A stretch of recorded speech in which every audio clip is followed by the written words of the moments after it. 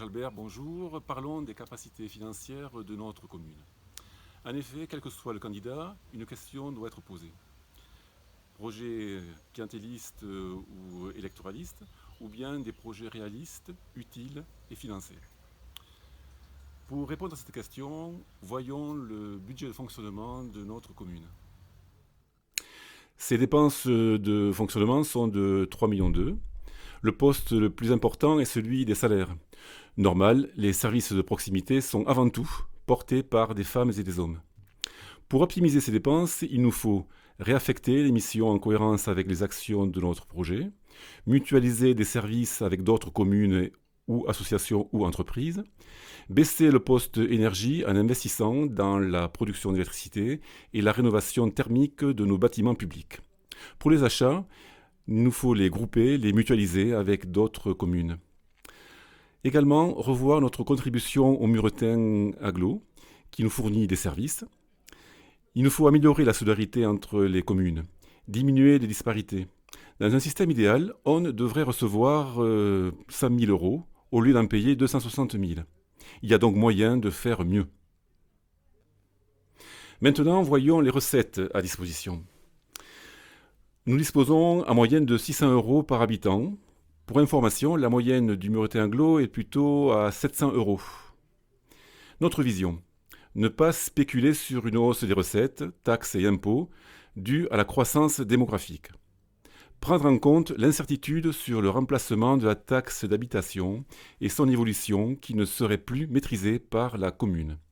Ne pas augmenter les impôts. L'effort fiscal de Onne est déjà au-dessus de la moyenne des communes comparables. Nous n'oublions pas la forte augmentation sur le dernier mandat, ni celle durant les mandats de M. Sotil, contrairement à ses affirmations. Autre point important, nous refusons la spéculation foncière avec l'ouverture de terrains constructibles. Un cercle vicieux qui à court terme produit ses recettes, mais qui par la suite génère des coûts supérieurs d'infrastructures, d'équipements, ainsi qu'insécurité. Le piège se referme alors sur nous. Alors, comment financer notre projet ? Par une gestion saine et volontariste pour dégager des marges de manœuvre.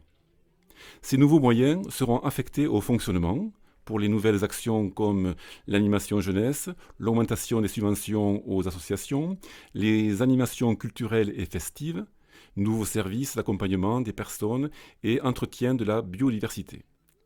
Ces nouveaux moyens serviront aussi à financer les investissements dans le plan sécurité des déplacements, la salle multisport, la modernisation de l'école Jean d'Argassi, la salle Hermès, le stade secteur de l'abbaye. Pour compléter ce financement, nous emprunterons sans augmenter l'annuité. Profiter des emprunts qui se terminent. Nous défendrons la pertinence de nos investissements dans le développement durable et la cohésion sociale pour obtenir les aides accordées par l'État, le département, la région et autres, sans oublier le Muretin Agglo où nous serons acteurs et décideurs. Cet objectif d'investissement est déjà très ambitieux et pourtant, il nous faudra faire des choix guidés par nos valeurs et nos priorités. Voilà, encore une fois, la question à se poser est bien comment le candidat finance son projet. Par une spéculation immobilière ou bien une gestion responsable. Aussi, si vous souhaitez un nouvel horizon pour Onne, votez pour Thierry Mesplet le 28 juin. À bientôt.